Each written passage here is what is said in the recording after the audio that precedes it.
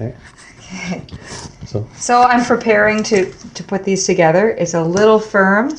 If it's too firm, it cracks, but it needs to be leather hard so I can pick it up. That's not bad. Not bad. That's easily repaired. That's the thing about clay. So I'm just preparing to lift, score, and slip and put my canoe. You can see the lines I drew on here. It keeps me on track of what I'm doing. You can see these sides will be lifted and scored and slipped. I tuck these in all the same way. It's going to score and slip. Okay, getting ready. So you just sprayed some water in there because the corners are getting a little dry? Yeah, it is. It's too, if it's too firm, it cracks. And I'll be using these for supports.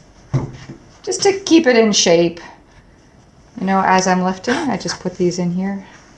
It's just old socks with cat litter. And I lift and score and slip. And it just holds it in place as I fiddle and fix them to look like this. And once it's all attached, clay is just so forgiving. So, you know, just work with it and shape it. And then I start putting in the strips. And I make a little woven seed. Over, under. That's just greenware. So yeah, I'll work away. So this slab has been drying overnight. And it feels pretty good. Hopefully it won't crack as I work. If not, it's fixable. I'm just going to lift these little darts and stick them together. This is on the outside. Scoring and slipping.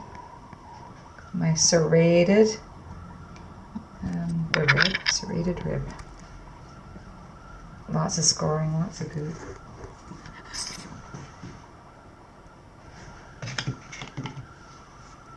Here.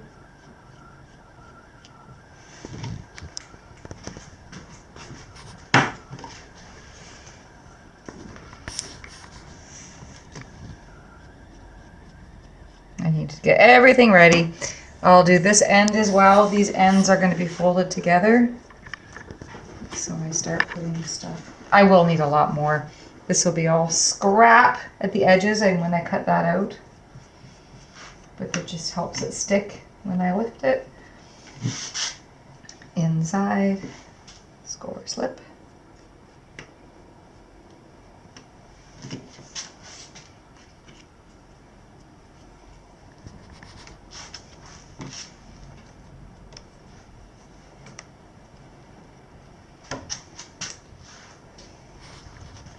There's a little tear in the clay there, but I'm not going to worry about that. We'll just pinch it together. That should be all right.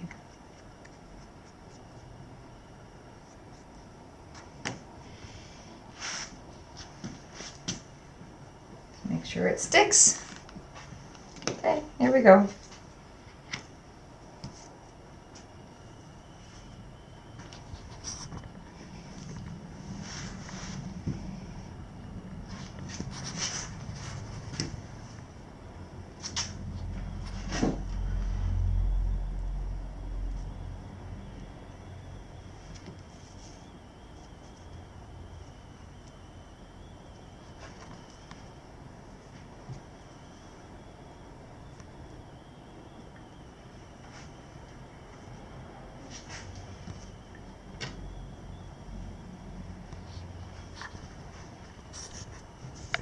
Clay is so malleable. It's such a blast. Working away. Not a precision thing. You just do your best and muddle through. See it coming? Try and make it look so that both sides are the same. See, it's already stuck. That's awesome. Stuck like glue.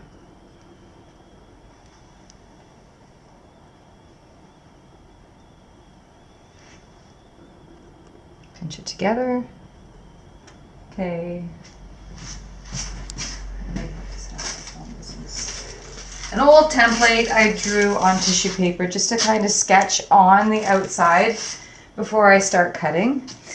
I want to cut it now to get the weight off of it, and then it's beautiful. It forms beautifully. When I cut it, then I start rolling clay, and I put these gunnels on over the edge, and that helps it stay in shape as well. And it finishes it off. It makes it look pretty cute. All right. So, just a general, I don't know, I'm not a precision person, so this is pretty close. I just draw the lines and flip. All of that will get smoothened off. Draw the lines.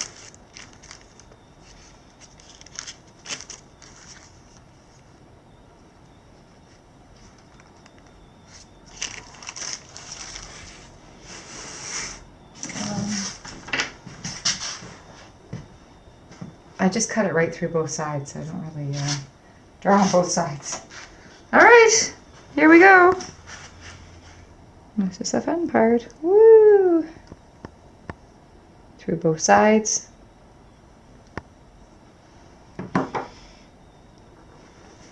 This is Tucker's smooth speck clay. I love it when the white with specks come through.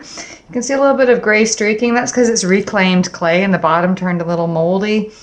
It's all mixed in. You know, it burns right off. It's really not a problem. I'm just so happy to use my reclaimed clay. I just had to work it for a while. I'm not an owner of a pug mill, so I just work it for a while. Good for the wrists and the hands. Looks good, eh? I cut this down. This is where I scoop down here through both sides so they're even, up and around.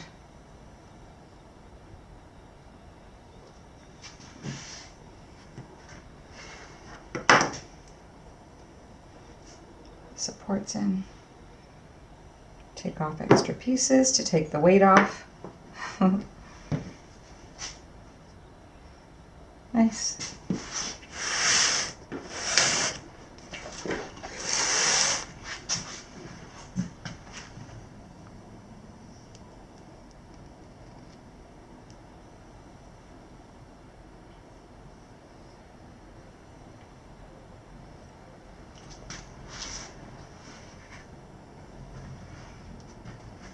It's not good when a potter is in the kitchen and cuts their thumb. Even the littlest cut, the clay gets in it and it's caught on clay, so you gotta wear a Band-Aid.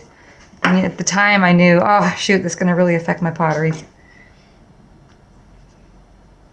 I need to score and slip some more. You can see it's not score and slipped here.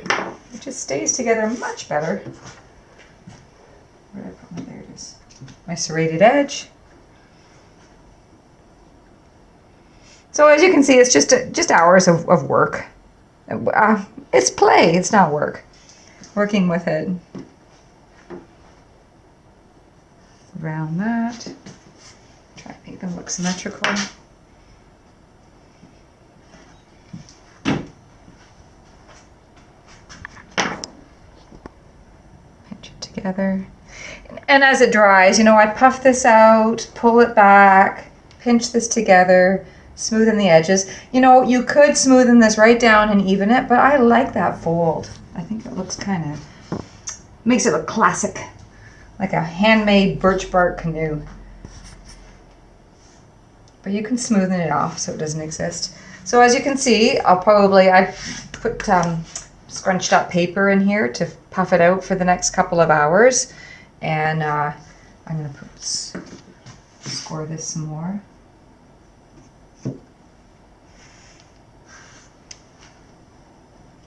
And then I'll come back and make these gunnels. Okay. Rolling this out. This is reclaimed clay. It's kind of hard, but that's okay. I'm not getting into a snake.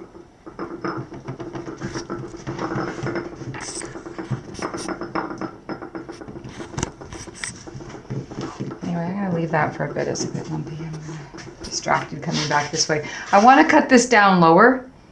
It's a nicer canoe if it's kind of it's more sleek. Just change the proportions a bit.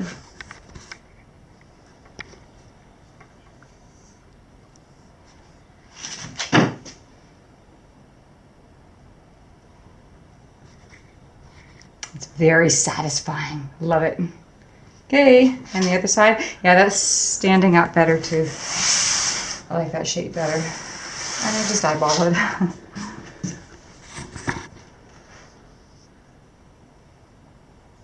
Both sides a couple of centimeters.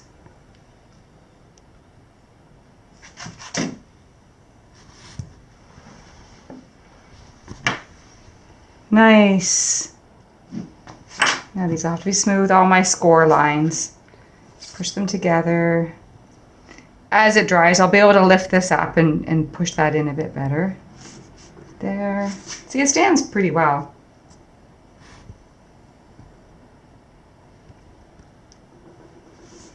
Nice. Finger is an awesome tool.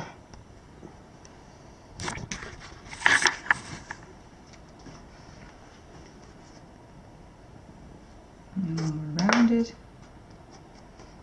I hope you like my design. I did some experimenting with different kinds of ideas, and then I did look online. You Google it and you see what other people did for different kinds of canoes and then kind of put it together in your own way.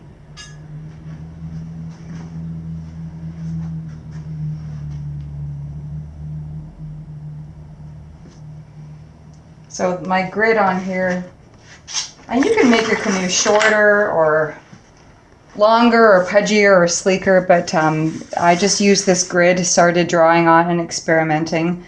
It turns out that they're 8 centimeters by 8 centimeters, and like I said before, I had divided it up and decided on the pleats, and it took 2 or 3 shots of prototypes.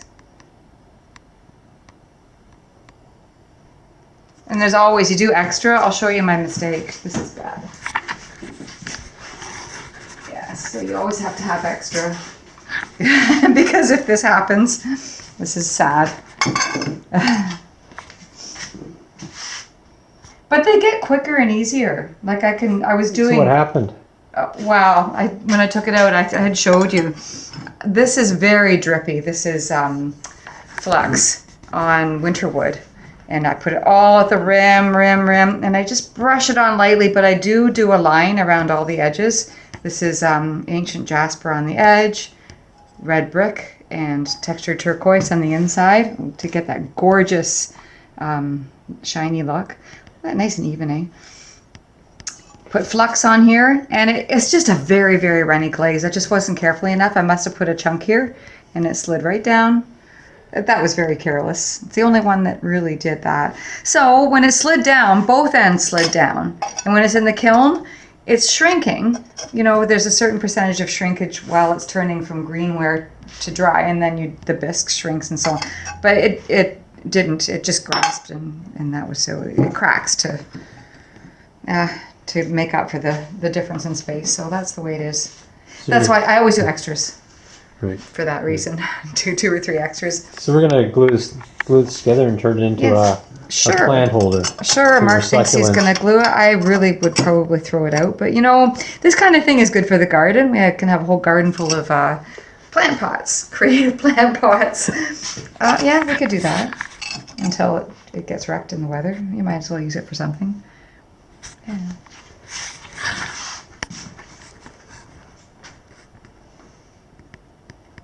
All right, well, I'll come back in an hour or two and do the gunnel along the edge. I put it right here. I smoothen it out so it looks even. Score and slip. Do a big long snake. I get a tool like this when I get my long snake. And I'll show you in a minute. We smoothen it out, score and slip, place it on. At least